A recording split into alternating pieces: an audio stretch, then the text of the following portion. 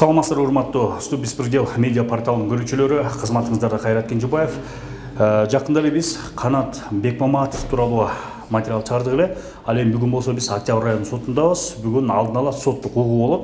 Соттук угууда Канат Бекмаматов СИЗОдо камакта калтырылабы же үй камагына чыгабы, ушул сыяктуу маселелер чечилмекчи. Анда эмесе биз менен бирге болуңуздар, кызыктын баары алдыда.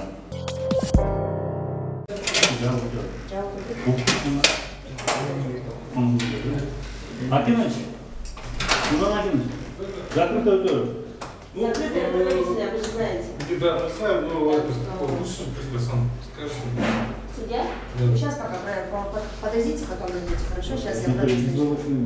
Извините, а что, заявление реально надо писать? У нас другие. Конечно, конечно. Пока подойдите, я сейчас рассажу, потом буду писать.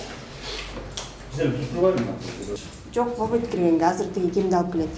Кимди алып келет? Обвиняемыйды. Азыр бизде ошо соттун кызматкерлери айтып атат, бул алдын ала соттук угуу жабык өтөт да, ошон үчүн кире албайсыңыздар деп атат. Бирок биз мыйзамга баш ийбиз, күтүп турабыз. Мынакей азыр Канат Бекмаматовду алып келди. Ассалам алейкум. Кандайсыңар, жакшыбы? Азыр алып келип кетти, азыр соттук угуу болот.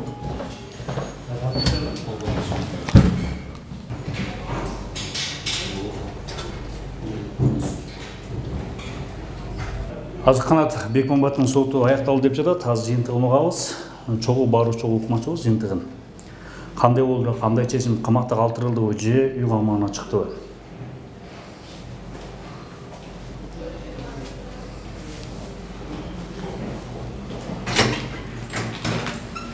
Кандай болду экен?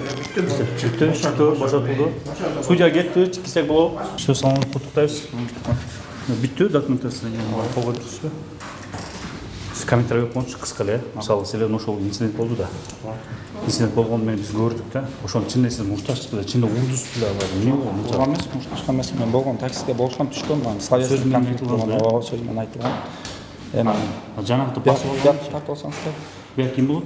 Бул жанагы экинчи тарап УПСМ сотрудниги Мухаммедов Уланын атасы болот. Ушул киши экинчи да экинчи. Ошон бул да Октябрьский эмеде, проводуда.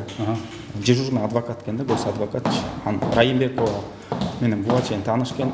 Ошол Диана Райымбекова Диана Райымбекова мага ошол күнү 18-күнү чакырганда мен өз калоом менен келген. Саат 3-төн өткөндө менден $1000 сурады. Эки күн ошо катсаңыз албайбыз депчи. Эртеси алып кирип мен конвойлор менен эки күн камада ошону. Эртеси эле чыгарабыз деген, эртеси келди да коркутту. Мен айла жок. Скорый чакырган, бүт фиксация болгондо острый стресс деп мен колумду ошол жакта тилип көрсөткөмдөн кийин Райымбекова тараптан мага коркутуулар болгон анткени замна. Сиздин тескери айтыппы көрсөтмөндө ушундай кагаздар бар экен, мени коркуткан баламды. Жок, мен анткени баласын коркутту дегенде менин жанымда адвокат бар эле. Башка деле милиция кызматкерлери бар болчу. Мен айттым, сизде деле бала бар, мен деле бирөөнүн баласымын го депчи. Ошон только орусча айтканда туура эмес түшүнүп алып, сразу эле адвокатым көп жанымда отурганда. Тескерисиңиз мында. Рахмат, анда болсо чогуу. Давайте сешке чыгып жүрүңүздөр, аны чогуу интервью алабыз.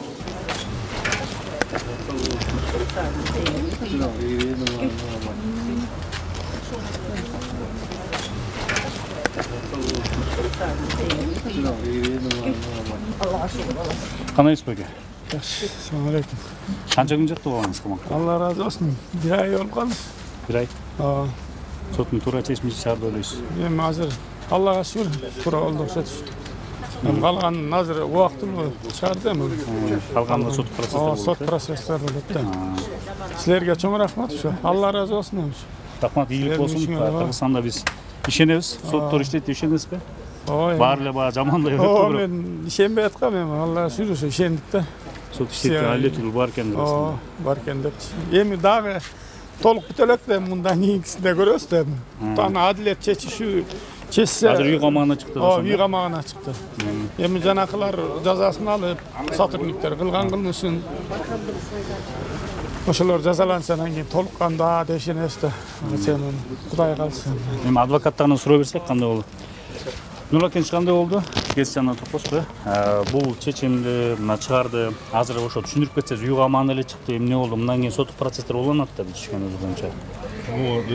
Сейчас он вышел на домашний арест. Мы на судебном заседании мы будем предоставлять все доказательства о невиновности моего подзащитного. Дело в том, что в данном случае он руки не поднимал. У нас вызывают большие сомнения те доказательства, которые были собраны во время следствия. Мы считаем, что сегодня суд принял правильное решение о том, что ему необходимо отпустить под домашний арест, для того, чтобы дать ему возможность предоставить в суде свои доказательства, так как следствие во время проведения следственных действий не дало этой возможности, то есть делали так, как они расследовали, так, как они хотели. Но сейчас на судебном заседании мы предоставим все наши доказательства. Мы считаем, что даже... почему? Потому что они просто-напросто говорил, там, где нужно собрать, да, допустим, там где есть видеокамеры, почему вы там не собираете, туда садите. Ничего не делали, просто чтобы не мешался, они его взяли, запихнули. Ошол инциденттин негизинде келгенде юридикалык жактан закон боюнча ошентип 2 ай камап коюш керекпи? Биз билгенибиз аябай мындай кооптуу кылмышкер болсо камалат, качып кетпесин, ар кандай болбосун, ушу жазасын 2 тергөө жүрүп аткан убакта во время следствия отуруп турсун депчи.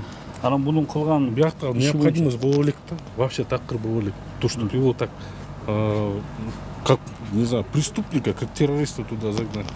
Вообще не было никакого основания. Элим ошондо көрсөтүп берген жана 2 ГАИ кызматкер, май кызматкер, алар эми кандай болот алар? У них тоже выявили нарушения. Дело в том, что они сами спровоцировали данный инцидент. Каким образом эти все документы вообще появились, что у него нос разбитый после 4 дней. Мы это все будем разбираться, мы обращаемся в соответствующие органы. Я надеюсь, мы сейчас вместе уже будем, мне будет легче вместе с ним доказывать его полную невиновность. На суде мы будем придерживаться только оправдательного решения. Урматтуу көрүүчүлөр, биз Канат Бекмаматов тууралуу материал чыгардык эле. Бул коомчулукта аябай резонанс жараткан. Бүгүн Октябрь айынын соту башкаруу чарасын карап, аны үй камагына чыгарды.